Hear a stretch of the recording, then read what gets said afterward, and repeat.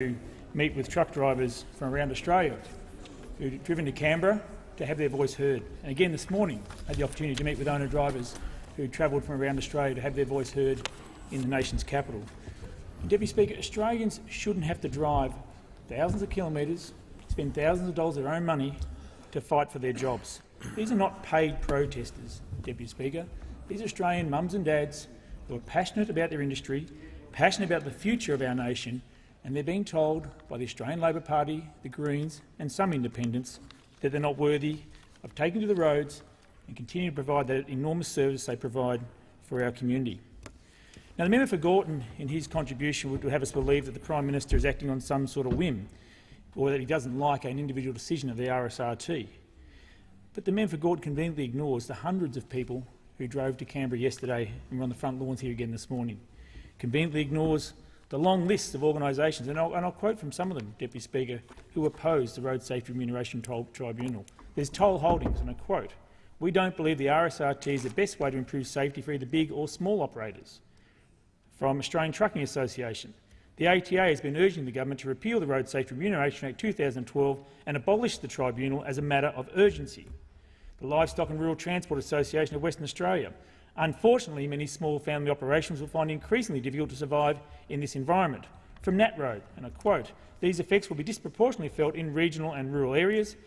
And from the National Road Transport Association, demanding that the Turnbull government immediately withdraw this ill-conceived order. Deputy Speaker, this is not a Prime Minister acting on a whim or a government making up as it goes along. This is a government responding to legitimate concerns of owner-drivers from throughout Australia. Owner-drivers who right now fear being forced out of work, being forced out of their industry and unable to make their family commitments. Deputy Speaker, the member for Gorton and I agree on one thing. Too many people do die on our roads, but this tribunal is simply not the answer.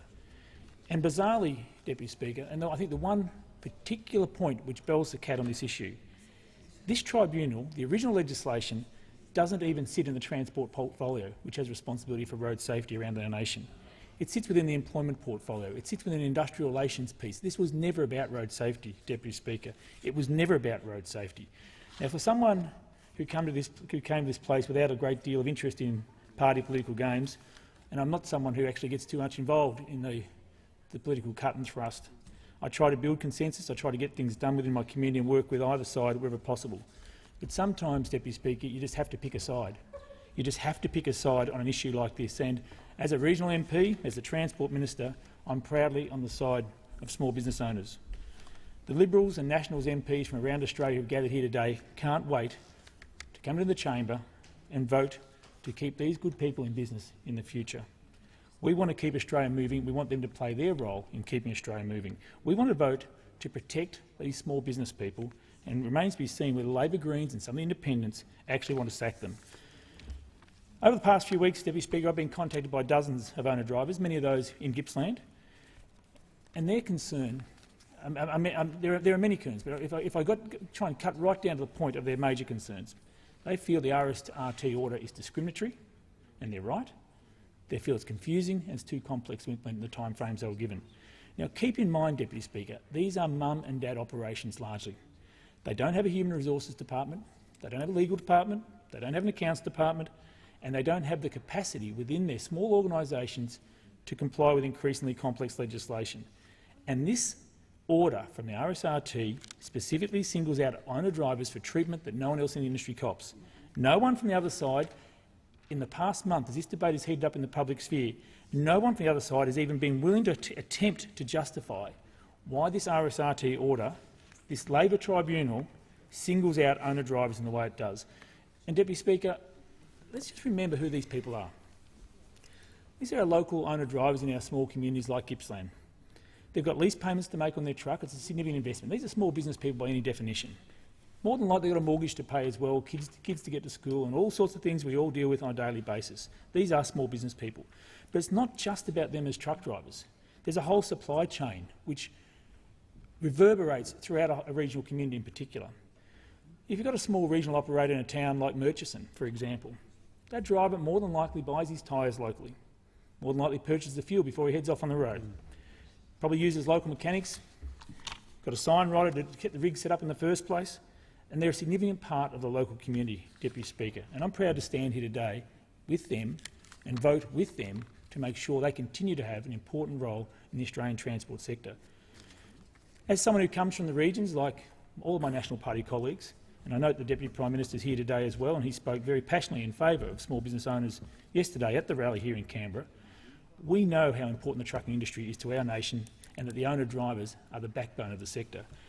Now, as the Transport Minister, I also know that the Australian government's move to abolish the Road Safety Remuneration Tribunal is necessary, and it's vital to do this so that those mum and dad truck operators can continue to be in business in the future.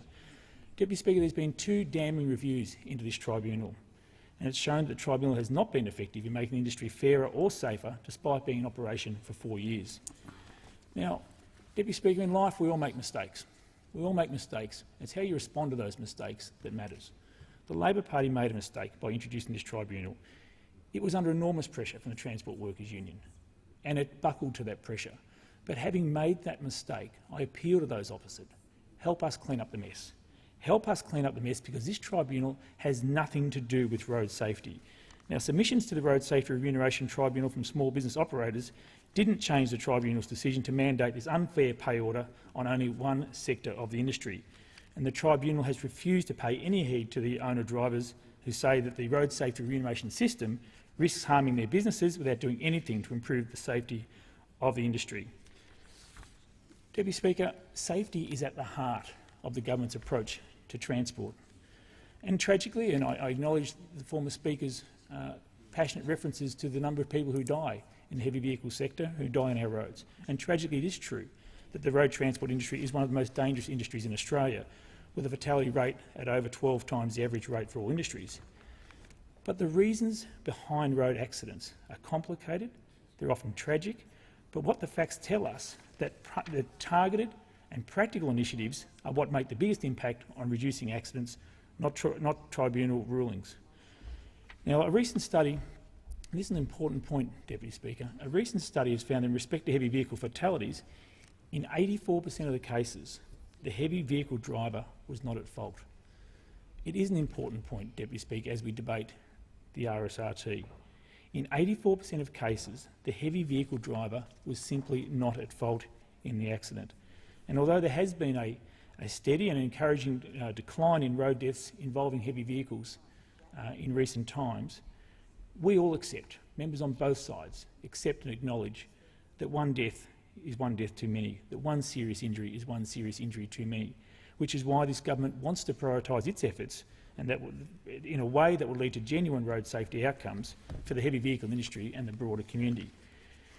As I said, Deputy Speaker, it's been proven time and again that pragmatic, practical and targeted initiatives will have the most impact on road safety, not a ruling from a tribunal.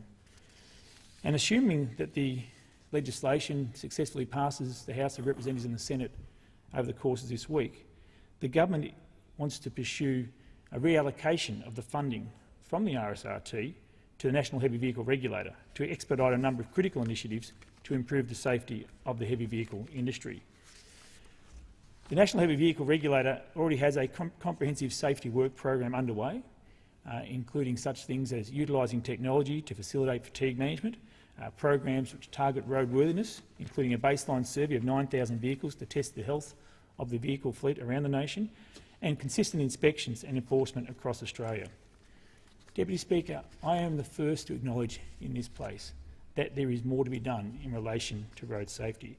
Our work on road safety is never ending, at a Commonwealth level, at a state level, at a local community level, and at the absolute household level when we get behind the wheels of our car or our trucks. So are we proposing to the state ministers that funding from the scrapping of the tribunal can be used to strengthen our technology and reprioritise the safety measures that will work on the roadside? And there are a range of initiatives that I will bring to the various state ministers in the coming weeks and seeking their support on.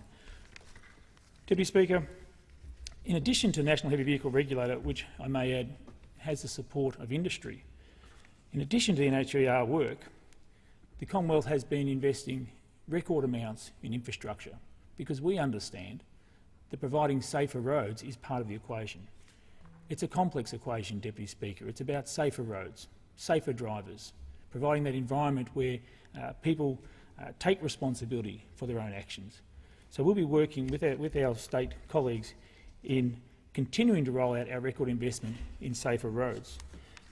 Along with a better supported NHVR, the government is working to achieve real safety outcomes for the heavy vehicle sector and the broader community. Just a couple more things in relation to safety, Deputy Speaker. I've found it appalling, I've found it contemptible that the Transport Workers Union has rushed to the media on every single occasion in recent weeks.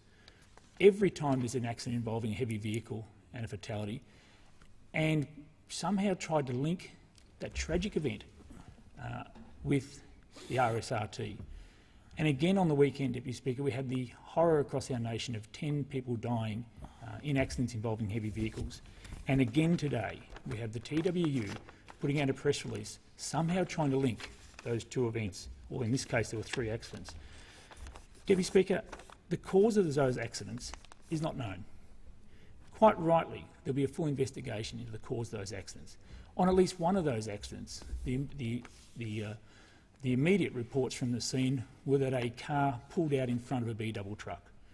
I don't know what the TWU thinks it's doing by seeking to blame drivers in circumstances where the evidence has not been given to a coroner or anyone else. And I just appeal to the TWU, if you want to have a rational debate on this issue, end the contemptible and disgraceful behaviour of seeking to politicise the road toll in the manner in which you have in recent weeks. I just appeal to TWU, stop putting out those press releases until you know the facts of the accidents involved. Deputy Speaker, everyone cares about road safety. We were down there this morning on the lawns of Parliament House, and there were families. Those people who are there, the owner-drivers, care about safety for a very obvious reason. They want to get home alive. They want to get home and get on with their lives and do their job. That's why we have the National Heavy Vehicle Regulator working with industry. That's why there is enforcement of fatigue management, why there are police on the road enforcing speed, why there are roadworthy checks, and why the government, and I acknowledge the former minister is here, why the former minister and the current minister, and the 2 former ministers in the room, why they invested in road funding, in black spots, in investing in new rest areas for the heavy vehicle sector. It is a complex equation. It's about safer drivers, it's about safer roads, and it's all working together as a community. But the point I made earlier, and the point I want to emphasise again, this tragic loss of life on our roads, there is a tragic fact that it's normally not the heavy vehicle driver at fault, and we need to remind ourselves of that as we have this debate. Yes, the heavy vehicle industry has a safety problem in terms of the number of people who don't make it home alive or make it home but have serious injuries. But in many cases, and in most cases, up to 84% of the cases, it is not the heavy vehicle driver who has caused the accident to occur in the first place. So, Deputy Speaker, I'm proud to represent the National Party, and I'm proud to represent a coalition which has a Prime Minister in Malcolm Turnbull and a Deputy Prime Minister in Barnaby Joyce and the Employment Minister in Malcolm Cash, who are all out there yesterday talking to the owner-drivers. They spoke about the importance of small business, the important job they did as mums and dads out there every day on our roads, keeping our country moving. They all said that owner-drivers were the backbone of the transport sector, and I believe them and I support them in their efforts. And I urge the Labor Party, the Greens, Independents, to have another look at this legislation, to acknowledge you made a mistake by introducing this tribunal which has absolutely nothing to do with road safety.